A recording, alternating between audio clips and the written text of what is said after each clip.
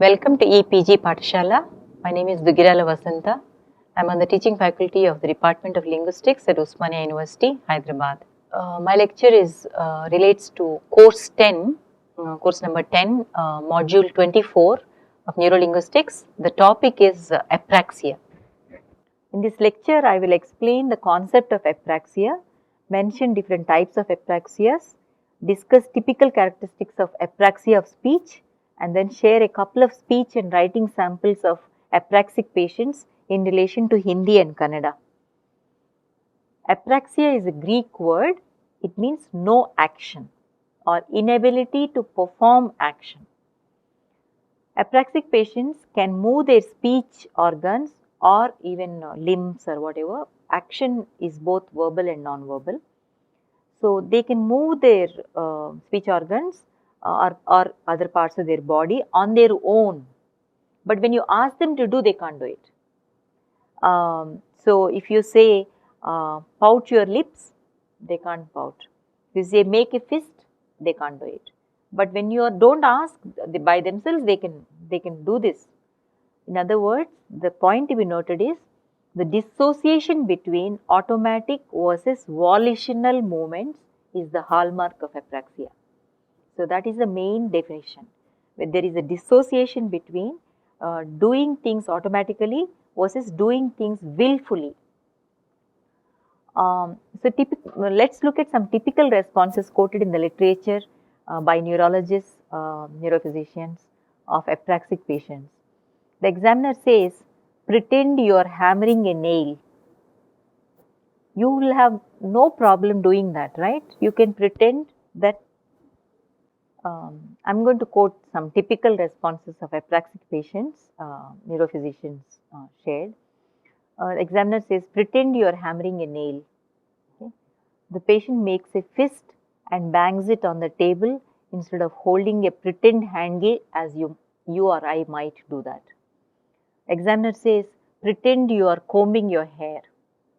Okay. The patient might stroke his hair with his palm or wriggle his fingers in the hair instead of holding and moving an imaginary comb. The examiner says, pretend waving a goodbye to someone. The patient might stare at his hand intently, trying to figure out what to do or flail it around near your face. Examiner says, what does waving a goodbye mean? Patient will say, that is what you do when somebody is parting company. Notice, patient clearly understands at the conceptual level what is expected, alright, but unable to conjure up a dynamic internal picture of the required action that can guide the muscles to mime that action. So, he knows that waving a goodbye means that's what you do when somebody is leaving. He knows that. But what he could not do is action. So, this is apraxia. What is the neural basis for apraxia? It is neurons in the primary motor cortex, supplementary motor cortex and premotor cortex that give rise to that huge corticospinal tract which connects brain with the spinal tract.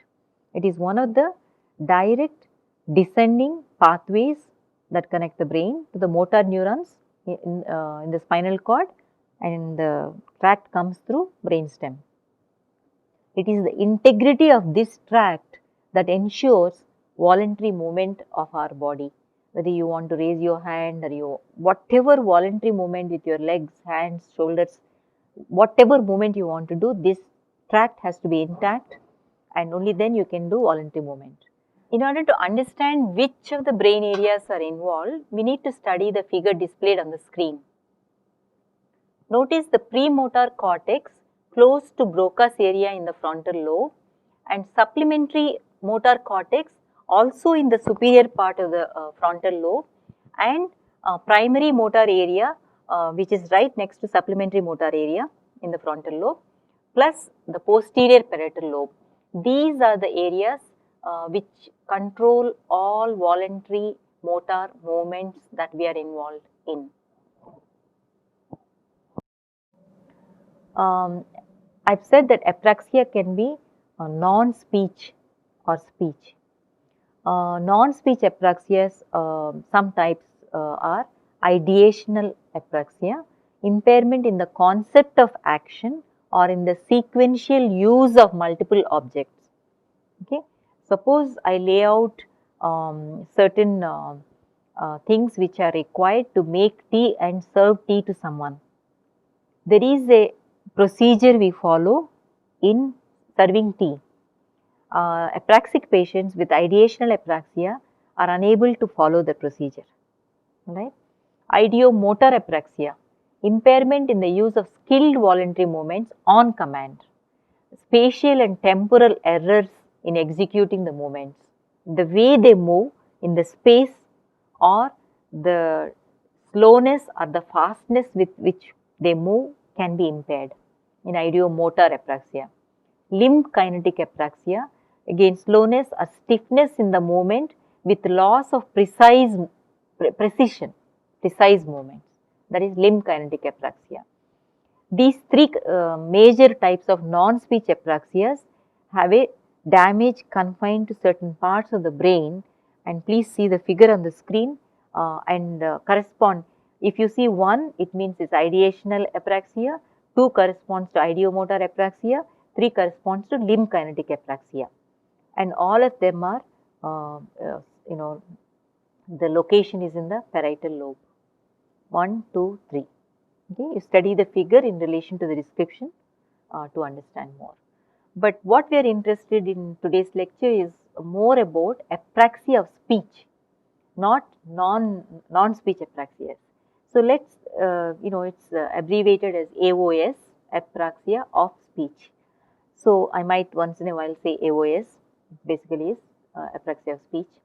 It characterizes deficits affecting sequencing and timing aspects of speech involving motor planning component in speech production system.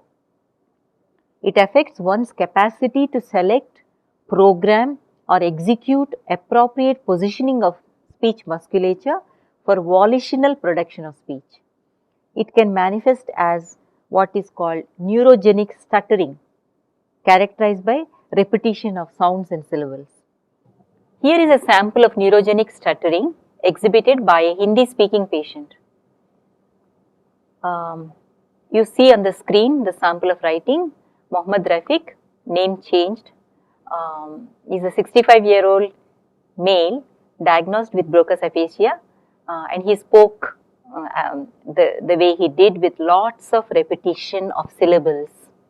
Please study the sample that is displayed on the screen to understand how neurogenic stuttering is characterized. But let's spend another minute or two on apraxia of speech. In this condition, lexical processing and phonological assembly are relatively intact. In other words, apraxia of speech patients' problem is not about selecting the appropriate word or even thinking about what goes into that word, but the difficulty is confined to translation of those phonological representations into articulatory commands. You have learnt about representations, so they will access those representations, but they are not able to translate them into motor commands which have to be executed by the muscles of speech.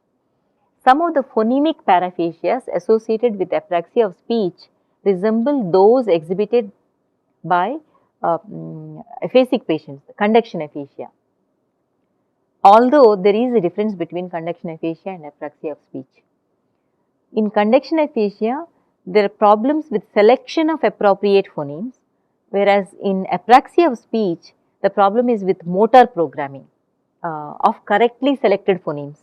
Apraxia of speech, the problem is not selecting phonemes, but with motor programming of selected phonemes. How does one test for presence of apraxia of speech? Let me share one battery designed by some scientists for checking whether aphasic patients have apraxia of speech. You ask the patient to repeat some sounds, you tell them Repeat after me. I will say ka, ga, ta, or whatever, you repeat after me. About 5 to 18 items like that. Then repeat the following words after me, about 10, 15 items. Repeat these word sequences. So you say cat, catnip, catapult, catastrophe quickly. So cat is small, catnip has cat in it, catapult has catapult is again consists of cat, catastrophe has cat, but the syllable length is increasing. How they are able to repeat that word is what you have to check. Repeat each word 3 times. Repeat these sentences. Repeat each syllable as fast as you can. Count numbers 1 to 10. Say the days of the week. Sing popular rhymes like Jingle Bells. Conversational or narrative speech. Reading. So these are some of the items in test batteries designed for English speaking apraxia of speech patients. So based on such batteries, they have said that these are the major speech characteristics that patients present. Groping for articulation. So you've seen earlier, tr, tr, tr, like that. They grope towards the pain word. Slow rate of speech, halting, effortful phoneme sequences, articulation errors, inconsistent articulation or on repeated productions, prolonged duration of vowels. Automatic speech is much better than propositional speech. Aware of one's own errors and dysprosody. What then is the theoretical basis for apraxia? According to traditional models of speech production, aphasia is more central disorder affecting integration of information that is reaching the brain. As opposed to this, dysarthria is considered as lower level neuromuscular incoordination, and apraxia falls somewhere in the middle. So apraxia is considered as it's a disorder of programming of articulators involved in speech production. So you have aphasia on top, dysarthria at the bottom, and apraxia in the middle, as shown in the diagram. But more recently, researchers have realized the necessity of introducing speech motor component that translates abstract symbolic representations into movement gestures. What are abstract symbolic representations? There are phonemes, features underlying phonemes, there are phonemes, phonemes become syllables, syllable becomes words. These are abstract symbolic representations. But what about Broca's aphasia? When Broca's area sends signals to the motor cortex to give commands to the speech muscles to move. So that aspect of speech motor control has to be incorporated into any model of speech production, and to account for the relation between intention of doing something which is not impaired in apraxia and actually doing the action which is impaired in apraxia. So you have to, models of apraxia must be able to deal with how come this patient knows what is waving a goodbye means but not able to wave. What is this discrepancy? That is what researchers are trying to figure out. So what are some of the new insights about apraxia? In some apraxia, tool use is affected, but gesture recognition and imitation are spared. So if you ask them hammer a nail, they may not be able to do that action, but they will be able to match two gestures which are showing hammering. They say this and this matches. So they are able to recognize the gestures. Or it can be the other way also. Reverse happens in some other kinds of apraxia. So because of all this, in recent times there is a talk of what is known as, we probably have an action lexicon. The traditional models talk about lexicon containing information about meanings, syntactic, semantic level meanings which are lemmas, and then you have the word forms, right. So lexemes, lemmas and lexemes is the main division that is talked of in regular idea of architecture of a lexicon. But now because of studies based on apraxias, now researchers are saying perhaps we also need to think about action lexicon. So in more recently developed models, more attention is given to the notion of syllable rather than a phoneme. Earlier people were paying attention to phonemes, consonants, vowels, but now they are paying attention to syllables because they are saying probably apraxia of speech, what is affected is mental syllabary. Damage to some kind of disruption to mental syllabary causes apraxia of speech. Let's look at a case study. There is agraphia is also associated with apraxia.